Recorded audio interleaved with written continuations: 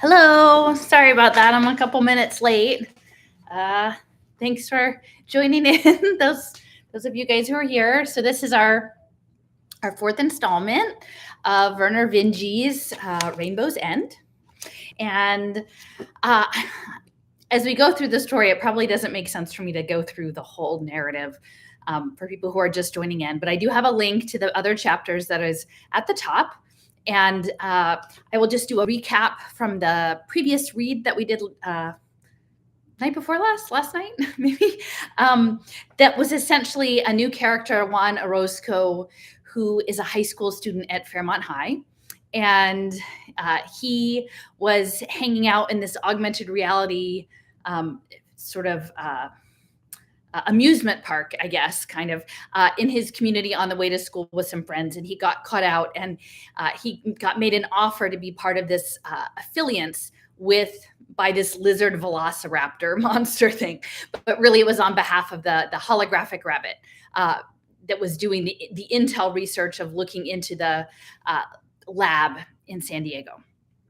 So he was supposed to do reconnaissance in his high school class, which is sort of a remedial vocational school, but also has a lot of older people who have gone through this sort of nanobio upgrade repair. So it's like the elderly and these high school kids. And so he's supposed to scope through the older people and figure out and do some intel to see who might be of interest to this intelligence operation. And one of them is Robert Gu, who is the former poet and kind of a jerk, and had been brought back from having Alzheimer's. So that's sort of what happened in the last chapter. We got an introduction to one of his teachers, Miss Chumblig, and who seems to also be part of the scenario. And so the chapters tonight, I think, are going to be more set in the school, and the dynamic between Robert and Juan develops, and also between Robert and his granddaughter, Mary. And Robert isn't a very nice guy, so he's sort of mean to Mary, and his son gets kind of angry. Okay, so this is chapter 6. It's called "So Much Technology, So Little Talent." Chumlig's creative composition class was shaping up to be the low point of Robert Gu's first week at Fairmont High. Robert remembered his own high school years very well. In 1965, school had been easy, except for math and science, which he didn't care about anyway. Basically, he never did homework in anything. But the poems he wrote, almost without conscious effort, were already in a different world from what his poor teachers normally encountered. They considered themselves blessed to be in his presence, and rightly so. But in this brave new world, he could see only a fraction of the compositions the students allegedly created, because he doesn't have all of the wearable technology yet. He doesn't have a hang on that. Let's see. But in the brave new world, he could see only a fraction of the compositions the students allegedly created, and he had no doubt they could appreciate very little about his work. Robert sat on the edge of the class, doodling on his view page. As usual, that's kind of like an iPad-y thing. As usual, the children were left on the side of the room, and the adult ed students were on the right. Losers. He had learned a few names and even talked to the Zhang woman. She said she was going to have to drop Chumlig's composition class. She just didn't have the courage to perform in front of others. The only talent she had was in obsolete engineering, but at least she was smart enough to know she was a loser. Not unlike Winston Blount, the biggest loser of all. Occasionally, he caught Winnie looking his way, and Robert would smile to himself. At the front of the class, Miss Chumlig was coaxing today's first performer. "I know you've been practicing, Juan. Show us what you can do." Juan stood up and walked to the center stage. This was the kid who had been chatting up the adult ed students in shop class. Robert remembered his earnest sales rep behavior. At a guess, the boy was on the low side of average, the kind that high schools of Robert's time graduated pro forma. But here in the 21st century, incompetence was no excuse. Chumlig seemed to have serious expectations. The boy hesitated and then began waving his arms without any visible effect. "I don't know, Miss Chumlig. It's not fully ready." "Okay." Miss Chumlig just nodded patiently and gestured for him to continue. "Okay. The boy squinted his eyes and his arm waving became even more chaotic. It wasn't a dance, and the boy wasn't speaking, but Chumley leaned back against her desk and nodded, and most of the class watched random mime with similar attention, and Robert noticed that they were nodding their heads as if in time to music. Crap. More invisible nonsense. Robert looked down at his magic fool's cap and played with the local browser selections. Internet Explorer was as he remembered, but there were drop downs that allowed him to select view. Yes, the fantasy overlays. He tapped on the Juan Orozco performs. The first overlay looked like graffiti, rude commentary on Juan's performance. It was the sort of thing you might see on a note passed furtively from child to child. He tapped the second view section. Ah, here the boy stood on a concert stage. The classroom windows behind him opened onto a vast city as seen from a high tower. Robert held his hands along the margin of the page, and there was sound, but it was tinny and faint compared with what the room audio in the back of the house. But yes, it was music. It was almost Wagner, but then it rambled off into something that might have been a marching song. In the window on Robert's view page was rainbows formed around the boy's image. Fluffy white ferrets hopped into existence at every jerk of his hands, and now all of the other kids were laughing, and Juan was laughing too, but his hand waving became desperate, and ferrets covered the floor, shoulder to shoulder, and the music was frenetic, and the creatures misted together into snow and lifted on miniature tornadoes, and the boy slowed his rhythm, and the sound became something like lullaby music. The snow glistened, sublimating into invisibility as the music faded. And now Robert's browser window showed the same unmagical child who stood in reality at the front of the room. Juan's peers applauded politely. One or two yawned. "Very good, Juan," said Miss Chumley. It was as impressive as any advertising video that Robert had seen in the 20th century, and at the same time, it was essentially incoherent. A garbage dump of special effects. So much technology, so little talent. Chumley talked the class through the components of Orozco's effort, gently asking the boy where he was going to take his work, suggesting that he collaborate with other students in putting words to the composition. Robert looked surreptitiously about the room. The windows were opening out onto brown and seeing hillsides of North Country autumn. Out there, sunlight was everywhere, and a slow breeze brought in the smell of honeysuckle.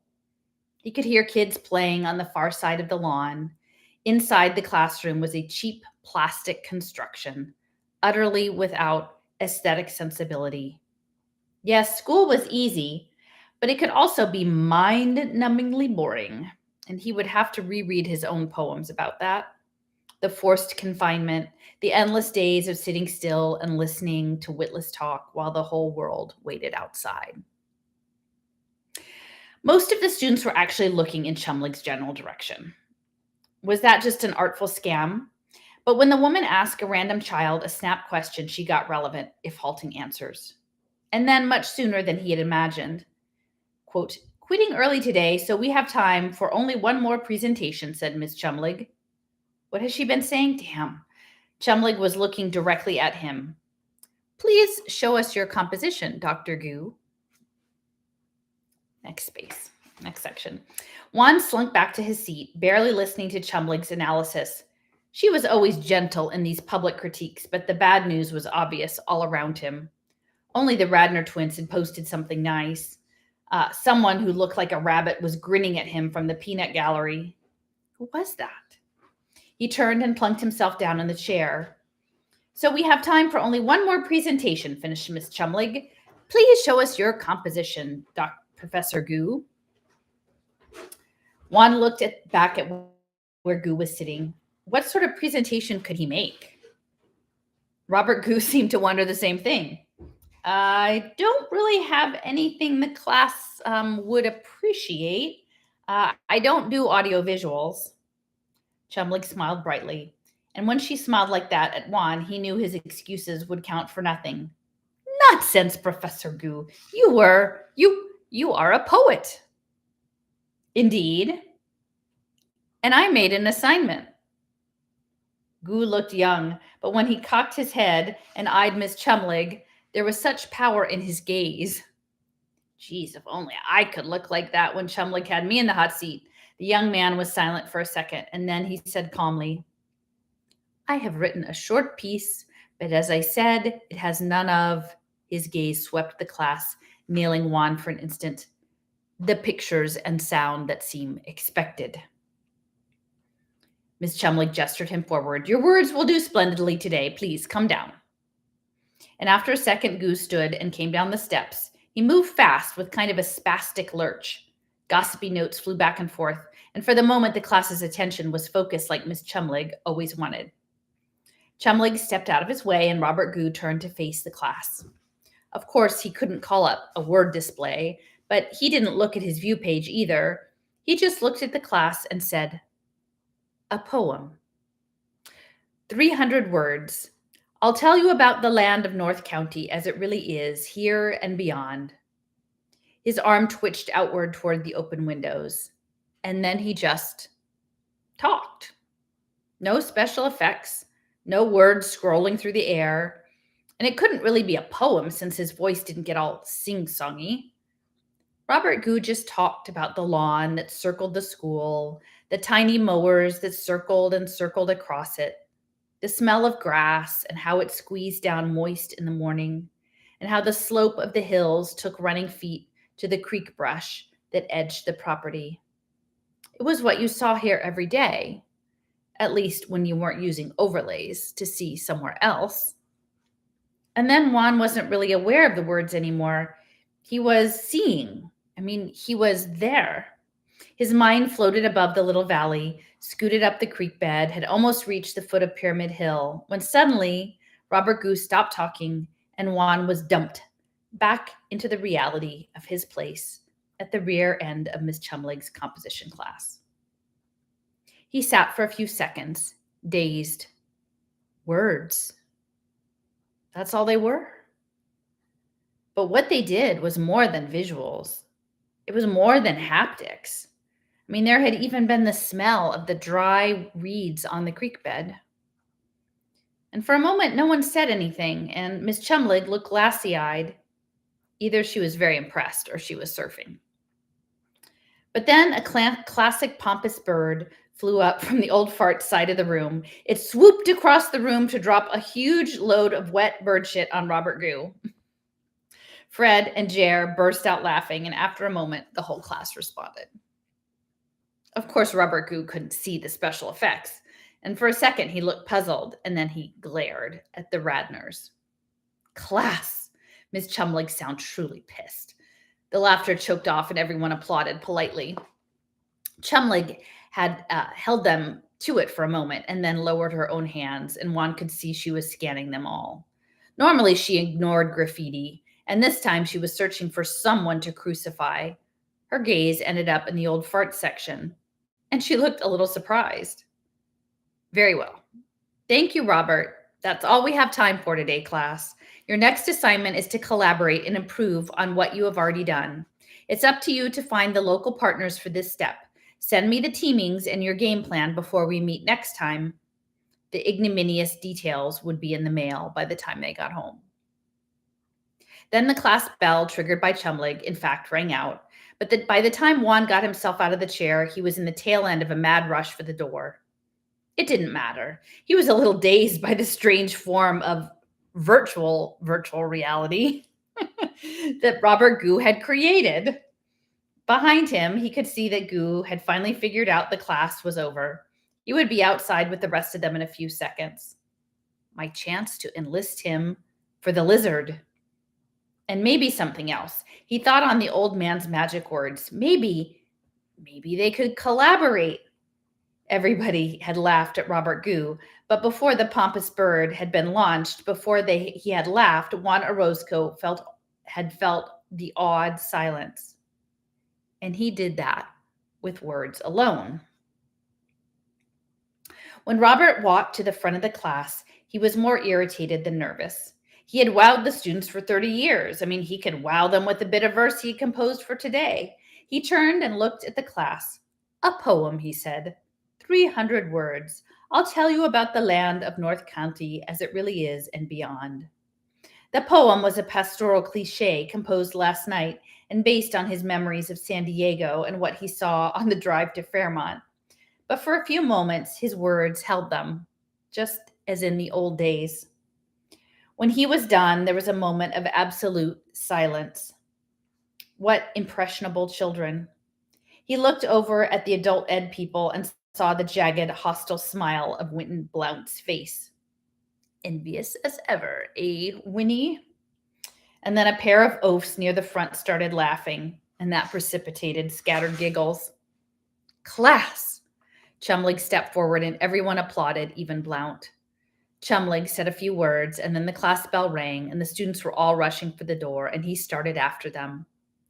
Ah, Robert, said Miss Chumlig, please stay a moment. That bell did not toll for you. She smiled, no doubt pleased by her command of literary allusion. Your poem was so beautiful. I want to apologize to you for the class. They had no right to put the... She gestured at the air above her head. What? Oh, never mind. This is not a truly talented class, I fear. And she looked at him quizzically. It's hard to believe you're 75 years old. Modern medicine is working miracles. I've had a number of senior students, and I understand your problems. Ah, you do. Anything you do in this class will be a favor for the others here. I hope you'll stay, help them, rework your poem with some student visuals. They can learn from you, and you can learn the skills that they will make the world a more comfortable place for you. Robert gave her a little smile. There would always be cretins like Louise Chumlig. Fortunately, she found something else to focus on. Oh, look at the time. I've got to start remote studies. Please excuse me.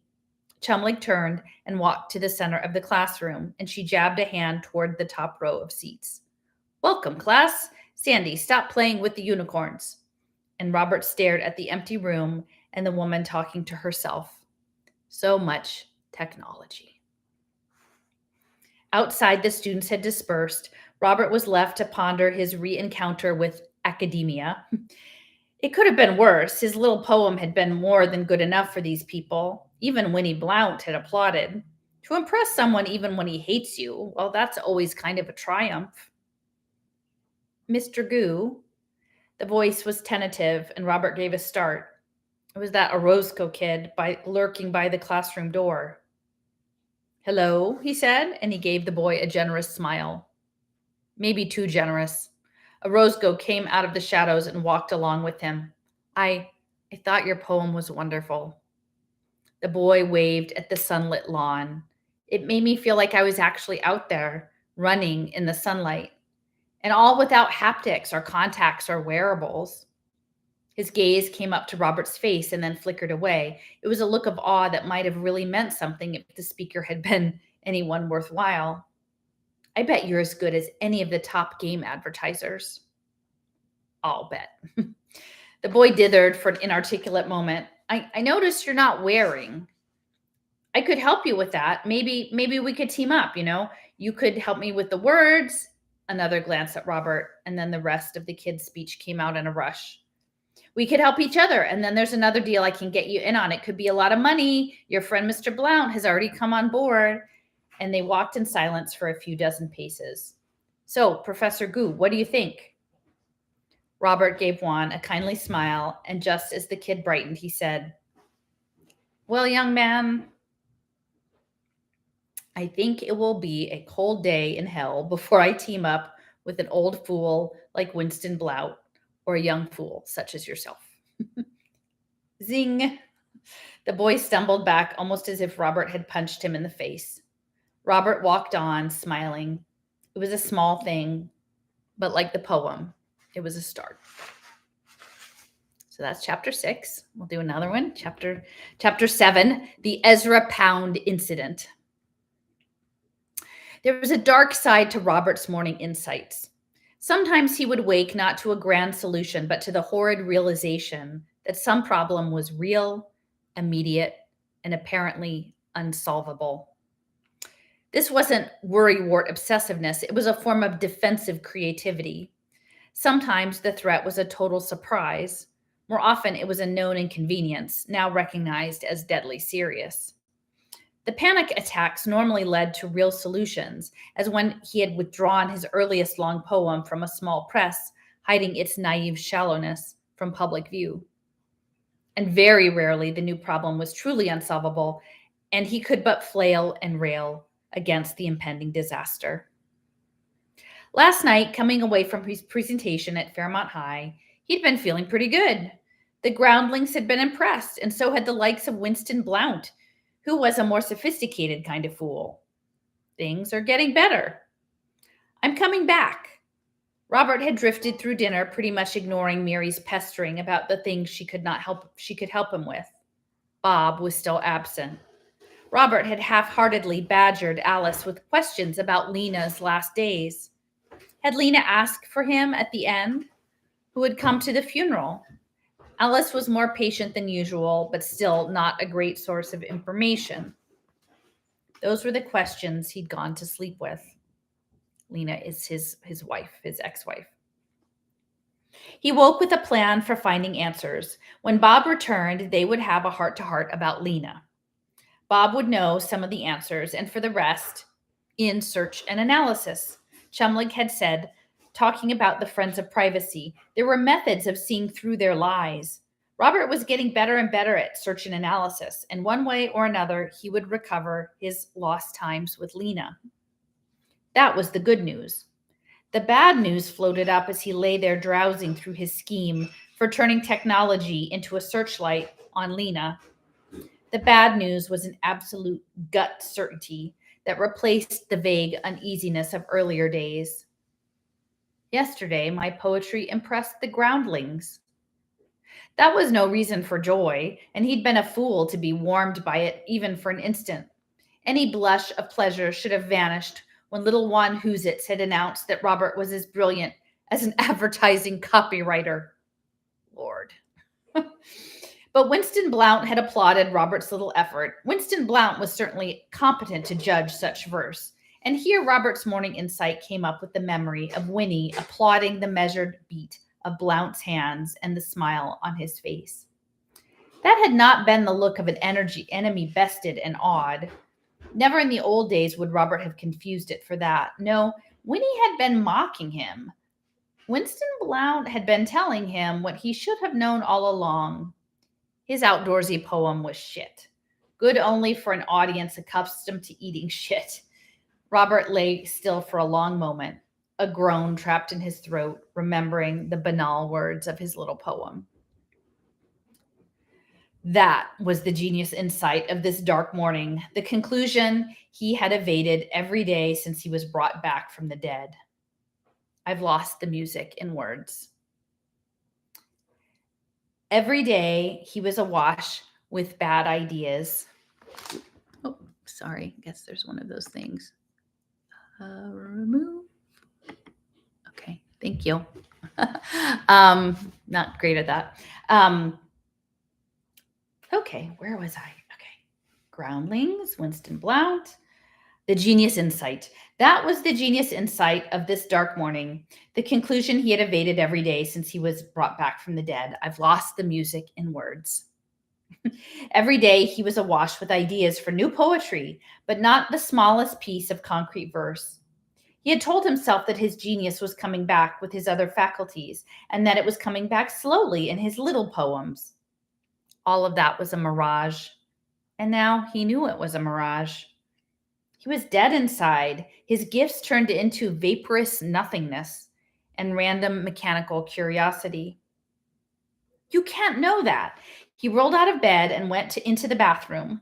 The air was cool and still. He stared out the half-open bathroom window at the little gardens and twisted conifers, the empty street.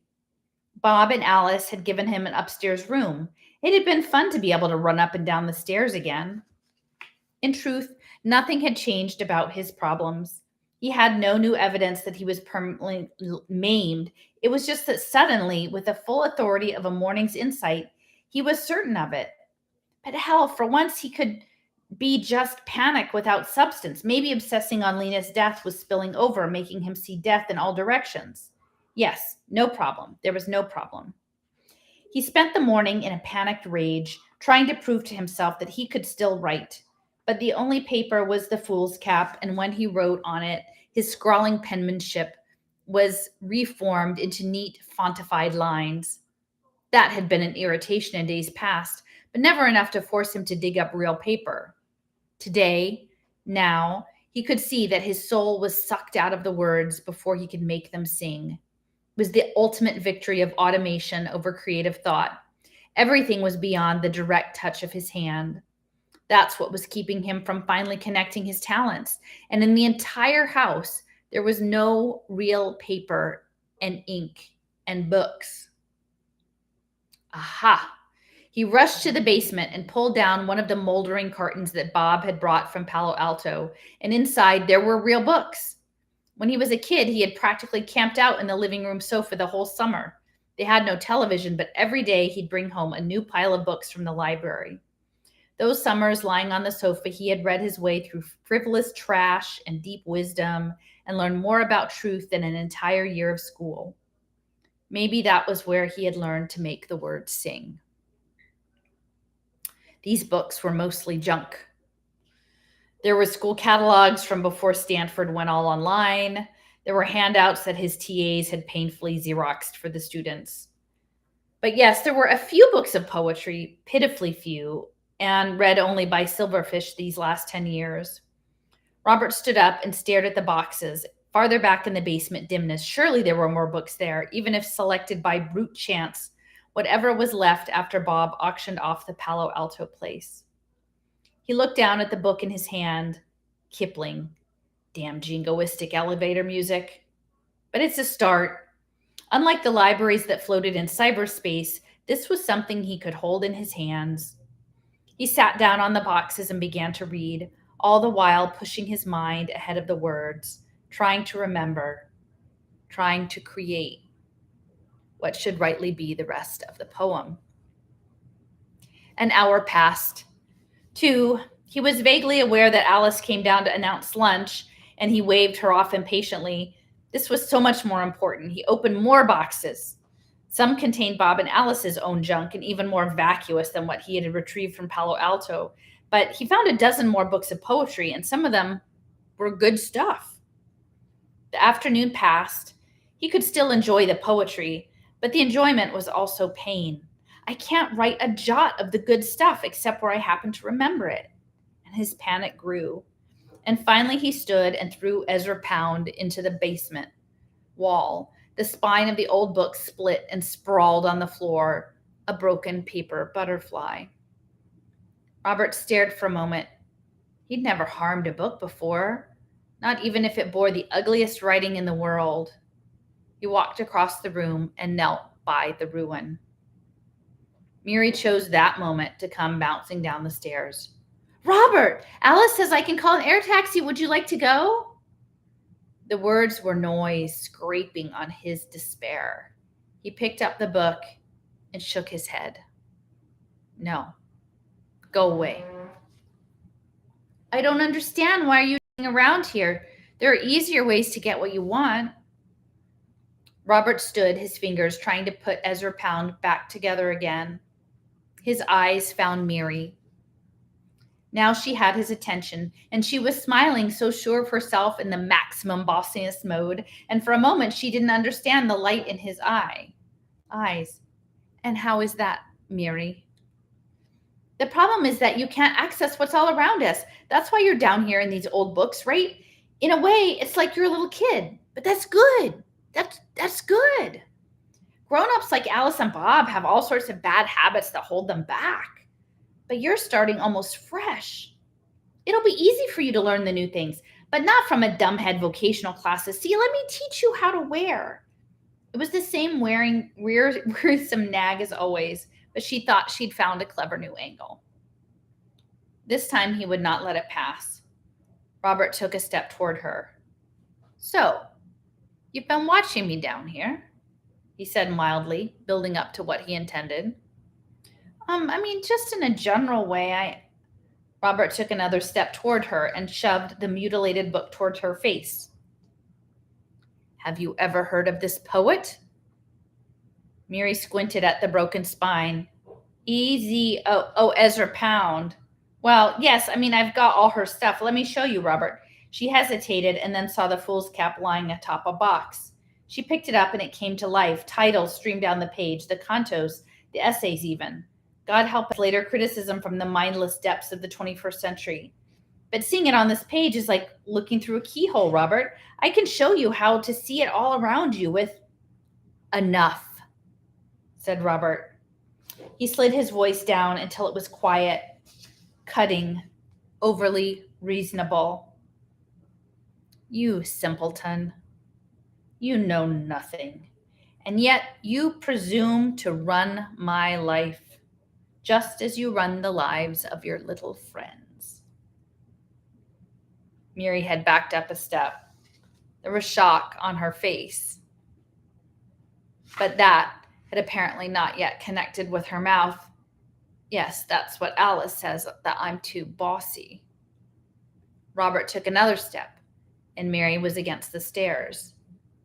You've spent your whole life playing video games, convincing yourself and your friends that you're worth something, that you're some kind of beautiful thing.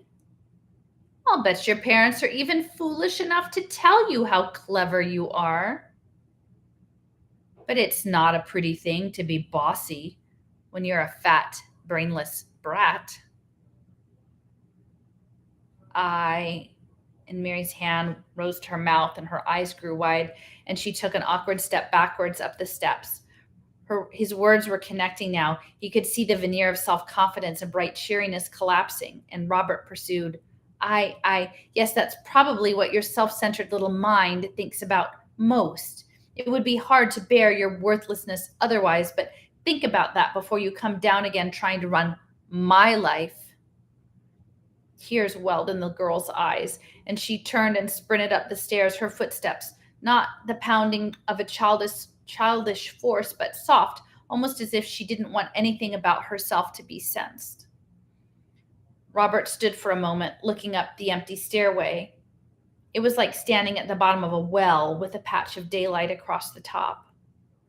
He remembered there had been a time when he was 15 and his sister Kara was about 10, when Kara became independent and bothersome, and at the time Robert had had his own problems, totally trivial from the attitude of 75 years, but they'd seemed significant at the time.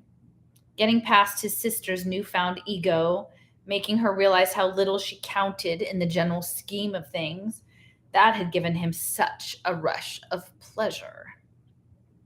Robert stared up into the patch of daylight and waited for the rush. Bob Goo, that's the son, got out of the debrief late on Saturday. He'd been delinquent about tracking events at home. The Paraguay operation had been all-absorbing. Okay, well, that was an excuse, but it was also the truth. There had been hot launchers under that hostage orphanage, and there in Asuncion, he had seen the abyss. And so it wasn't until he had arrived at home that he got the local bad news.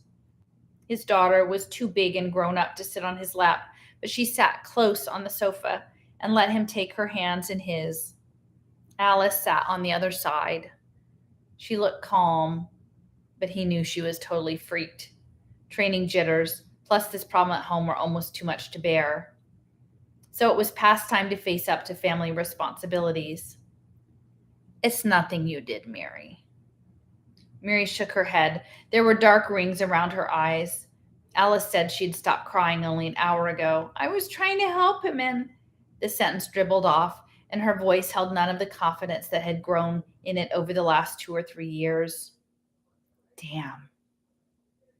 In the corner of his eye, Bob could see that his father was still ensconced in the room upstairs, silently sticking it all to them. Visiting Dad was next on his agenda. The old man was going to have a surprise. For now, there was something more important to set right. I know you were, Mary, and I think you've helped Grandpa a lot since he came to live with us. The old man would still be trying to find his shoes if she hadn't. You remember how we talked about this when Grandpa came? He's not necessarily a nice fellow. except when he wants a favor or he's setting you up for a fall, and then he can charm almost any human ever born. Yes, yes, I remember. What he says when he's trying to hurt you doesn't have any connection with whether you've been good or bad or clever or stupid. But maybe I was too pushy. You didn't see him this morning, Bob. He was so sad. He thinks I don't notice, but I do. His pulse was way up, and he's so afraid that he can't write anymore. And he misses Grandma. I mean, Lena. I mean, I miss Lena, but it's not your responsibility to solve this problem, Mary. He glanced over Mary's head at Alice. It's mine. Until now, I've messed up. Your job, well, that's at Fairmont Junior High. Actually, we call it Fairmont High. Okay, well, look, before Grandpa came, school was just all you thought about. That and your friends and your projects. Didn't you tell me that you're going to transform the place for Halloween? Some shred of her past enthusiasm lit Mary's face. Yeah, we got the backstory all on the Spielberg Rowling stuff, and Annette's gonna. Well, then do that and your regular schoolwork. That's what you should concentrate on. That's your mission, kiddo. But what about Robert? Thinking, Robert can go to hell. I'll talk to him. I think you're right that he's got a problem. But sometimes, well, there's something you have to learn as you grow up. Some people make their own problems, and they never stop hurting themselves and messing up the people around them. And when that's the case, then you shouldn't keep hurting yourself for them. Mary's head bowed, and she looked very sad. And then she looked back at him. Her jaw came up in that familiar stubborn way. Well, maybe that's true about other people, but this is my grandfather. So since it's still not quite an hour, maybe I'll do one more chapter. This one I think is a little bit longer, so we'll see how it goes. Okay, so this is chapter 8, no user serviceable parts within. So after that remarkable Saturday, Robert Goose spent considerably less time at his son's home. He slept there, still in the upstairs room, and sometimes he even ate in the dining room. Mary was always somewhere else. Alice was as impassive as stone. When Bob was around, the hospitality was even more sparse. Robert was living on borrowed time, and it had nothing to do with his medical conditions. He hung out in empty rooms at school, reading from his old books. He surfed the web more than ever. Chumblick had showed him some modern utilities that hid in his view page, things that could not even pretend to be win-me programs. And he drove around town, and that's about as much to play with the automatic cars as it was to see what San Diego had become. In fact, the suburban sprawl was just as drab as in the past. But Robert discovered that his new maimed personality had a thing about gadgets. Cryptic machines were everywhere nowadays. They lurked in walls, they nestled in trees, even littered the lawns. They worked silently, almost invisibly, 24 hours a day. He began to wonder where it all ended. One day after school, Robert drove into the far east county, past the endless ordinary suburbs. The housing didn't thin out until he was well into the mountains, but 20 miles past El Cajon, he came to a gap in the housing and what looked like a war in progress. Dust plumes spouted from buildings several hundred yards back from the highway, and when he rolled down his windows, he heard what might have been artillery fire. A frontage road ran along a high fence. A rusted sign said, "Up Express, something or other." And then the strange firing range was behind him. The highway was a long straight climb now, up past 4,000 feet. It was farther and farther between off-ramps. The auto slowly accelerated. According to the awkward little dashboard display that he had found in his Win Me game folder, they were doing better than 120 miles an hour. The boulders and scrub along the shoulder were a blur, and the window rolled itself closed. He passed the manual vehicles in the far right lanes as though they were standing still. Someday I have to learn to drive again. And then he was over the crest. The auto slowed, taking the curves at a mere 50 miles an hour. He remembered driving this way with Lena on much smaller Highway 8, maybe in 1970. Lena Llewellyn was new to California, new to the USA. She had boggled at the size of the place compared with her native Britain. She'd been so open then and so trusting. That was before she even decided to specialize in psychiatry. The hills shed their faded green and stood as piles of rounded boulders. The desert spread endlessly below and beyond, and he came down from the mountains, turned off Highway 8, and drove slowly along the old desert roads towards Anza Borrego State Park. The last of the suburbs were up on the ridgeline. Down here, things were as they'd been when he'd been in grad school, even as they'd been for centuries before that. There were plenty of traffic signs on these smaller roads. Some were rusted and tilted, but they were real. His gaze turned to watch a bullet-punctured stop sign dwindle behind him. It was beautiful. A little farther on, he came upon a dusty path that ran off across the endless desert. The automobile balked at following it. "Sorry, sir, there's no guidance that way, and I notice you don't have a driver's license." "Ha! In that case, I'm taking a little walk." Surprisingly, there was no objection to that, and he opened the door and stepped out onto the breezy afternoon. He could feel his spirit unlimber. He could see forever, and Robert walked east along the rutted dirt road.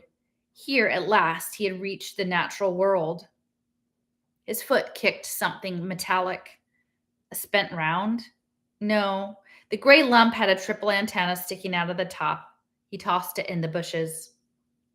He was not beyond the web even here. He pulled out his magic fool's cap, surfed the local area. The picture showed the ground around him from kind of a camera built into the paper. Little signs floated above every weed. Ambrosia Dumosa this and Encilia farinosa that. Ads for the park's gift shop scrolled across the top of the page. Robert pressed 411. The expense meter at the corner of the page was running now almost $5 a minute. That sort of money meant that there was a human at the other end. Robert talked to the paper. "So how far am I from the natural world? How far am I from unimproved land?" A tag changed color. His request had been subcontracted. A woman's voice replied, "You're almost there. It's another 2 miles in the direction you're heading. If I might suggest, sir, you don't really need 411 to answer questions like this. Just..." But Robert had already stuffed the paper back in his pocket. He set out eastward, his shadow breaking the trail ahead of him.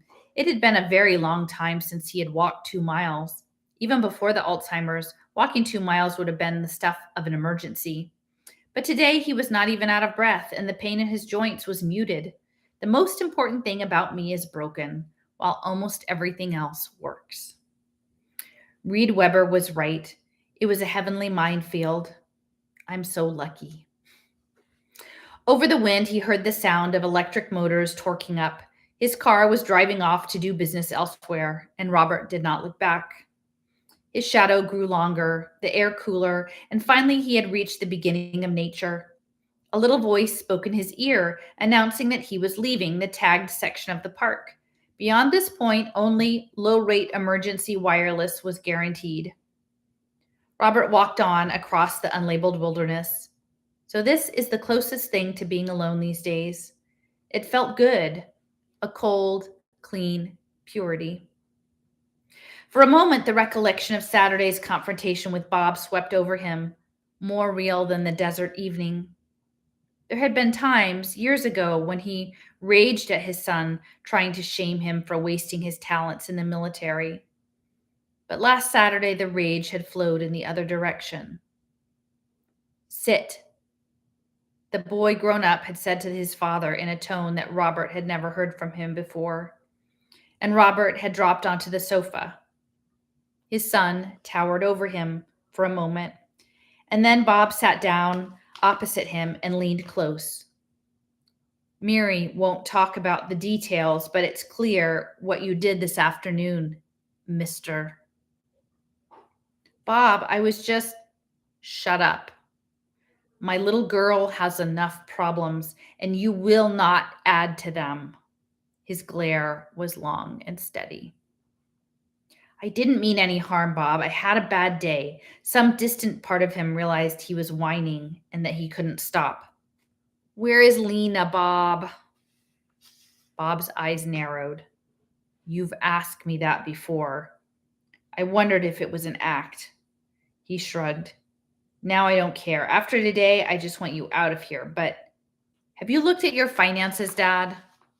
Well, I was going to come down to that. Yes, there's a finance package in my WinMe savings. I was a multimillionaire in 2000. That's three bubbles back, Dad, and you've guessed wrong on every one. But at this point, you're nearly certified as self-sufficient. You'd have a hard time scaring up any public assistance. The taxpayers are not kind to seniors. Old people run too much of the country already. He hesitated. And after today, my generosity has run out. Mom died 2 years ago and dumped you decades before that. But maybe you should wonder about other things. For instance, where are all your old pals from Stanford? Faces rose up in Robert's mind. He'd been in the English department at Stanford for 30 years. There were lots of faces. Some of them belonged to people who were years younger than he was. Where were they now? Bob nodded at his silence. Right. No one has visited you, nor even tried to contact you. I should know.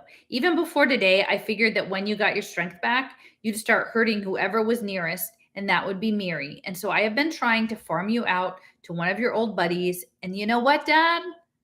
There's not one who wants anything to do with you. Oh, there are newsies. You won't have to look far to find as many fans as ever, but among them there is not a single friend. He paused. Now, you don't have any options.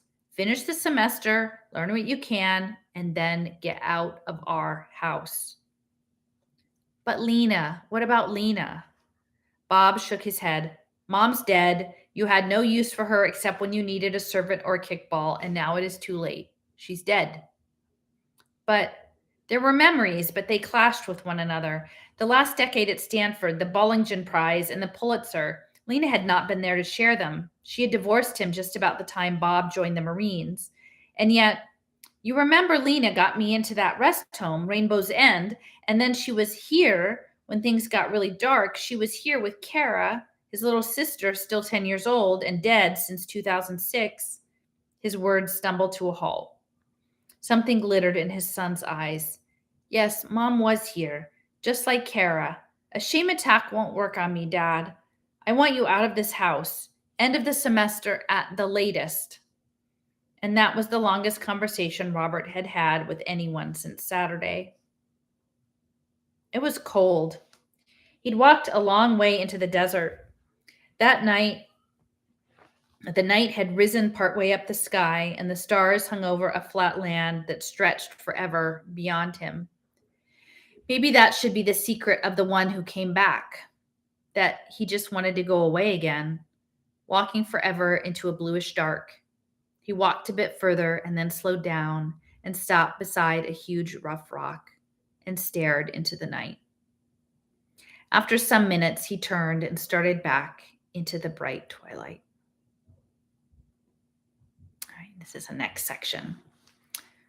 Juan got sidetracked from Big Lizard's quest.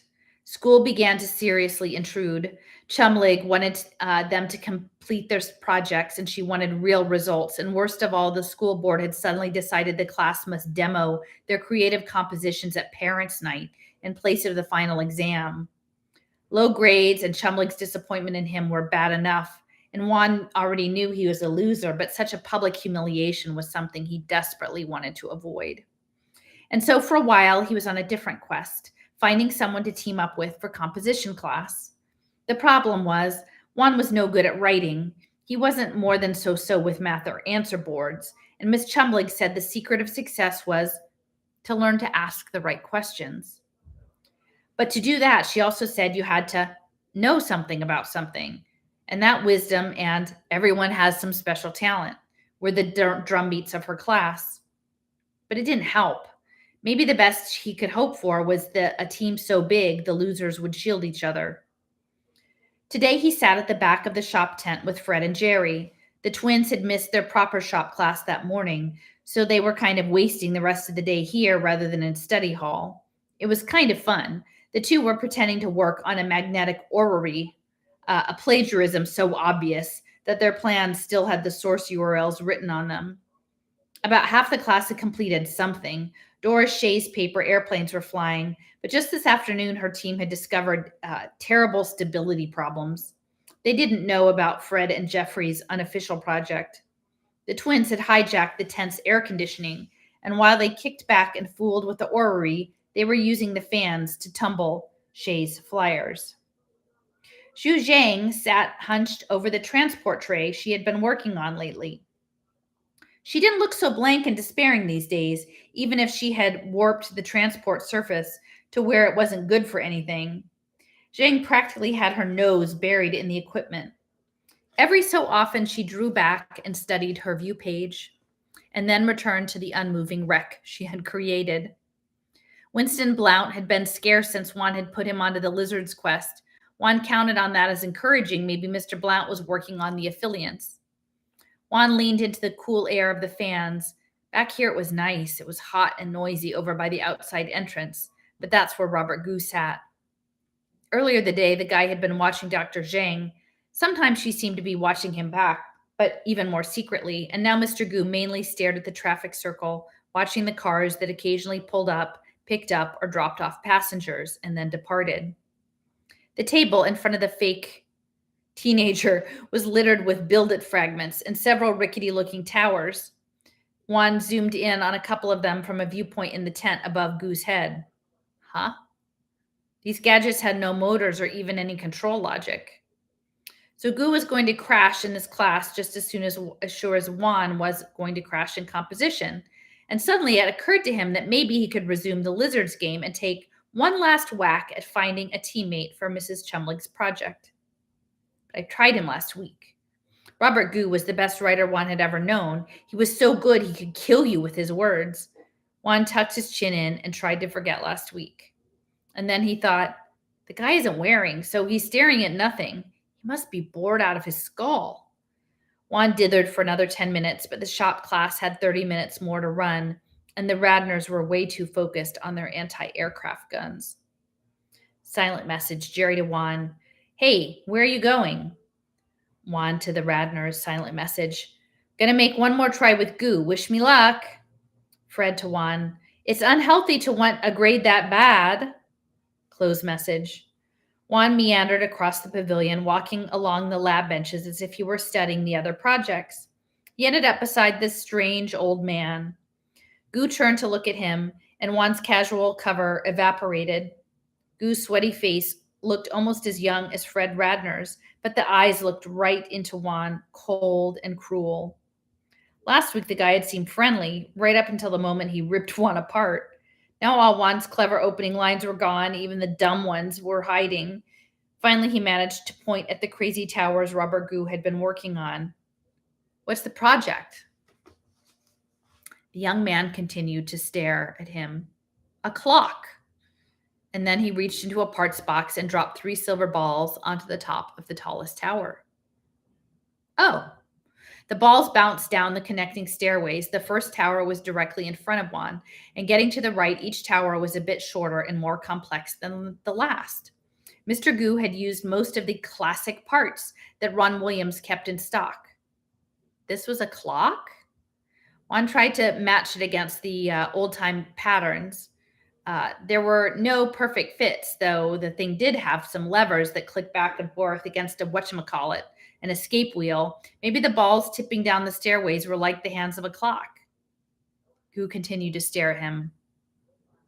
But it's running fast, he said.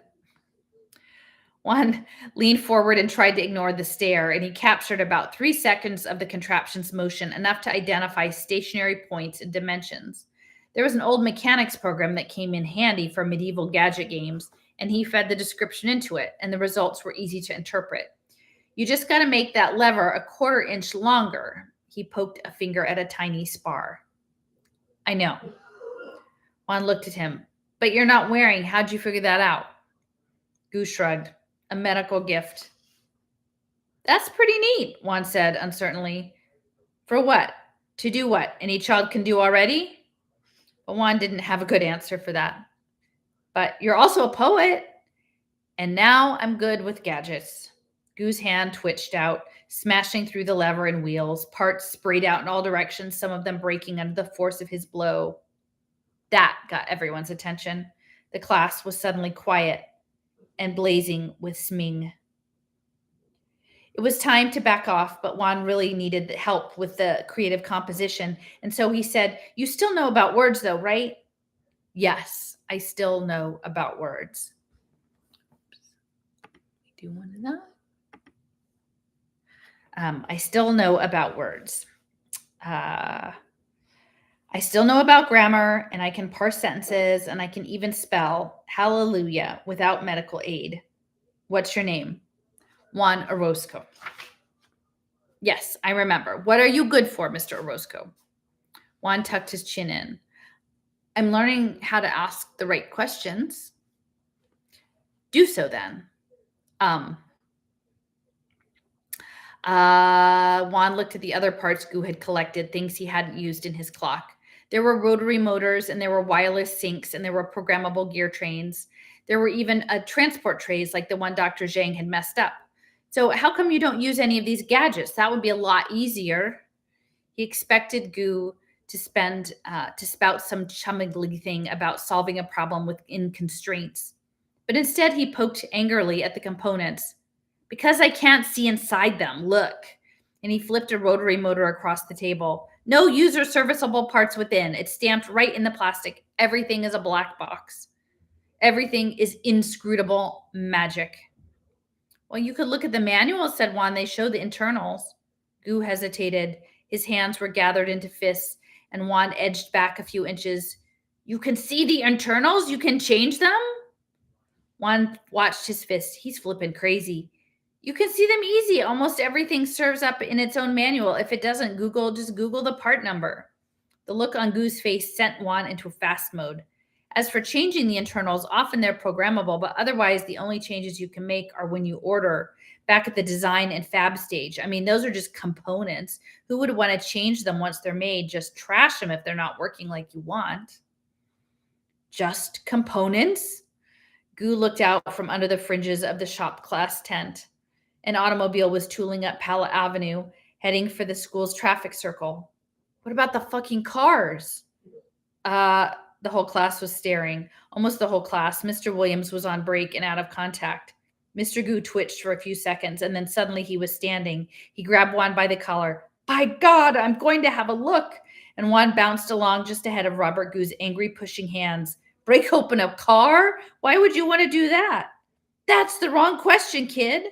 At least they were walking away from the traffic circle. Even if he went after an automobile, what damage could he do? I mean, car bodies were trashy composite, easy to recycle, but strong enough to take a 50-mile-an-hour crash.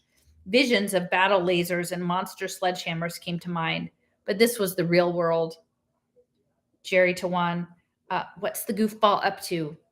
Juan to Radner's, I don't know. Robert Gu marched him across the tent to where Zhao Zhang was sitting, and by the time he arrived, the only evidence of madness was the faint twitchiness on his face. Dr. Zhang, the crazy man actually sounded really relaxed and friendly, but Zhang hesitated a moment. Yes, she said. I've been admiring your project. Some kind of mass mover? Zhang tilted the warp surface up towards him. Yes, it's just a toy, but I thought I could get a leverage effect by warping the surface. Talking about the gadget seemed to distract her from Gu's weirdness. Very nice. There was nothing but charm in Gu's voice. May I? And he picked up the panel and studied the ragged edge. I had to cut out the gores so the micro grooves wouldn't bind, she said, standing up to point at her work. Transport trays were for shedding dirt or sliding small containers. For most things, they were better than robot hands, even if they didn't look as impressive. Juan's mother had remodeled their kitchen with fake marble transports. Afterward, everything she wanted was where it should be, in the fridge or the oven or the cutting board, just when she needed it. Usually the microgrooves couldn't slide anything faster than a couple inches a second. When Zhang was saying gave Juan an idea, maybe the warped board wasn't broken. He started to put the dimensions into a mechanics program. But Robert Gu already seemed to know just the thing to do. You could triple the delivered force if you adjusted it here. And he twisted the tray, and it creaked the way ceramics do when you bent them almost to the breaking point. Wait! She reached for her project. I didn't break it. This is even better. Come on in. I'll show you. His words were also open and friendly, but he was already walking away. Zhang chased after him, but she didn't act like a kid when someone grabs her property. She walked along beside Gu, her head tilted to get a look at the wrecked transport tray. But there's no way to use that mechanical advantage with just the batteries it's rated for. The rest of what, she said with mathematical, and Juan just saved it. As Gu swept by the Radnor twins, his right arm flicked out, grabbing a jar of metal beads that Fred and Jerry were using for their orrery. Hey! The Radnors jumped to their feet and followed him, not saying much out loud. The adult ed students were like untouchables. You didn't mess with them, and vice versa. Jerry to Juan, silent message. What did we miss, Juan? Fred to Juan. Yeah, what did you say to him? Juan danced backwards, lifting his hands to say that he was an innocent bystander. Almost an innocent bystander. As Gu walked past his workbench, he jerked his chin to the tent entrance. Make yourself useful, Orozco. Get some line current. Juan scooted out. There were 110 VAC sources on the campus. The most were indoors. He looked at public utilities and saw a big arrow pointing down on the lawn. This outlet was used to power the building reconfiguration when they needed an extra auditorium. It had a 30-foot extension reel. He ran to the spot and pulled the line up from the fresh-cut grass. Now all the kids, minus Shay's team, which was suddenly overjoyed by the improvement in their Flyers' performance, were following them out of the tent. The car coming up the traffic loop was gliding to a stop at the curb behind him. It was Miss Chumlig, back from lunch. Robert Gu caught up, Zhang right behind him, looking upset. Gu was no longer making nice noises. He grabbed the power cord from Juan and plugged it into the transport tray's universal, bypassing the teeny tiny battery pack that Zhang had used. He tilted the tray on edge and poured the metal beads from the Radnor's project into the top edge opening. Chumlig was out of the car. What's going on? The crazy man smiled at her. My shop project, Louise. I've had enough of this no user serviceable parts within. Let's take a look. He leaned over the car's front hood and ran his finger down the printed words, forbidding customer maintenance. The kids stood in clusters, awed. Juan had never heard of anyone at Fairmount High going wacko. Robert Gu was making history. The old man set the transport tray against the automobile. So where is your battle laser, Mr. Spaceman? And Gu sighted along the edge of the tray and then glanced to his right at the Radnor brothers. You really don't want to be standing there. Xu Zhang was frantic, shouting at the twins, get back, get back. And now Juan was getting way unbelievable answers from his mechanics program. He hopped back from the transport tray. Robert Gu didn't need a battle laser. For this job, he had something just as good. Gu powered up the tray. The noise was like a tearing cloth, but loud. The crack of doom sound, and real sparks sprayed from where the transport tray touched the car's hood. 20 feet ahead of the car where the Radnors had been standing, there was an oleander hedge, and some of the branches weren't as thick as Juan's arm. Now the white flowers were dancing like there was a breeze. One of the large branches snapped and fell on the sidewalk. Gu slid the tray along the curve of the automobile, driving dozens of metal beads per second into the hood, cutting an 1/8-inch wide slit in the composite. He turned the tray, the cutter, and made a corner, and now the lawn near his feet was ripped by invisible ricochets. In less than 10 seconds, Gu had brought the cut around to himself. The carved section fell into the dark of the car's drive compartment. Gu tossed Xu Zhang's project onto the lawn. He reached into the drive compartment and flipped out the loose hole section. A ragged and maybe disdainful cheer rose from the kids behind. Hey, Dorp, there has to be a latch. Why didn't you scam the lock? Gu didn't seem to hear. He leaned forward to look into the interior. Juan edged closer. The compartment was in shadow, but he could see well enough. No counting damage. It looked just like the manual said. There were some processor nodes and a fiber leading to dozens of other nodes and sensors and effectors. There was the steering servo, and along the bottom, just missed by Gu's cutting, was the DC bus to the left front wheel. The rest was empty space. The capacitor and power cells were in the back. Gu stared into the shadows. There was no fire, no explosion.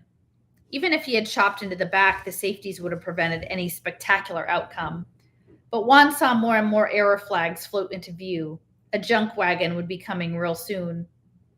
Gu's shoulders slumped, and Juan got a closer look at the boxes. Everyone had a physical signage: no user serviceable parts within. The old guy stood and took a step away from the car. Behind them, Chumley and now Williams were on the scene, herding the students back into the tent. For the most part, the kids were fully stoked at the insanity. None of them, not even the Radner brothers, had ever had the courage to run amok. When they committed something major, it was usually done in software, like what the guy had shouted from the crowd. Zhu Zhang gathered up her weird goo-improved project. She was shaking her head and mumbling to herself. Uh, she unplugged the gadget and took a step toward Robert Goo. "I object to your appropriation of my toy," she said, and there was an odd expression in her face. "Though you did improve it with that extra bend." Goo didn't respond. She hesitated, "And I never would have run it with line power." Goo waved at the guts of the dead car. "It's Russian dolls all the way down, isn't it, Orozco?"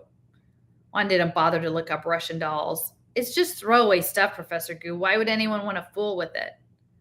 Zhu Zhang leaned around him and saw the nearly empty compartment and the boxes with their stamped-on labels. She looked up at Goo. "You're worse off than I am, aren't you?" she said softly. Goo's hand twitched, and for a moment Juan thought he was going to punch her out. "You worthless bitch. You were never more than an engineer, and now you have to re-educate even for that." He turned around and walked away along the traffic circle and down the hill towards Pala Avenue. Zhang took a step or two after Gu, and from inside the school, Chumlig was demanding that everyone come indoors. Juan reached out to touch Zhang's arm. "We got to go back inside, Dr. Zhang." She didn't argue, but she turned and walked towards the tent, her transport tray held close. Juan followed her, all the time watching the crazy man as he had departed in the opposite direction. Even with Robert Gu off campus, the rest of the afternoon was fairly exciting. The school board invoked clôture. Well, they tried to invoke clôture, but they had to allow the students contact with home, and so most kids regarded this as an opportunity to grab a journo affiliates. Juan had been close enough to provide some of the best pictures of the great automobile wrecking. His mother was not happy about that. She would be even less happy when she noticed that the madman was in 3 of Juan's classes. So anyway, the campus was famous in San Diego and beyond, competing with the billion other bizarrities of the day all over the planet. Students from other classes played hooky and came over. Juan saw a young, kind of plump kid talking in person with Ms. Chumlig, Miri Gu. By 3 p.m., the excitement had faded. This was past the end of classes for most students. The Radners' betting pool on Gu's punishment had been bought out by some guys in LA, lucky for the twins. And the trouble with instant fame was that there was always something new coming to distract everyone's attention. Overall, it had been a wild day, kind of sad. Juan was almost home when he got a phone call. A phone call? Well, classic I am light was what Epiphany called it. This must be his great-grandpa. "Yes," he replied without thinking. The call came as a window view from a synthetic camera. He was looking upward into a small bedroom. Bizarre decorations, though, hard copy books stacked in cardboard boxes. A distorted face filled most of the screen. Then the caller sat back. It was Robert Gu, calling from his view page. "Hi, kid." "Hi, Professor." In person, Robert Gu was fully scary. In this cheap, flat view, he just looked small and crumpled. "Look, kid." The picture twisted and jerked, and Gu was fidgeting with the page, and when it settled, the other's face filled the screen again. "What you were talking about last week. I think I could help you out with your writing." "Yes." "That would be tragic, Professor Gu." Gu gave him a blank look. "I mean, that would be way cool. And I'd be happy to show you how to wear." He was already thinking how he could explain this to his ma. "Right." Gu's face retreated, and he gave a shrug. "I suppose that would be fine, too." if they let me back in school. I'll see you there. All right, so I guess that's our read aloud for the evening. Chapter 9, we'll do that the next time, carrot greens. So anyway, thanks for hanging out tonight. Hope you're enjoying the read alouds, old fashioned as they are. It's been a while, but it feels good. So good night, everybody.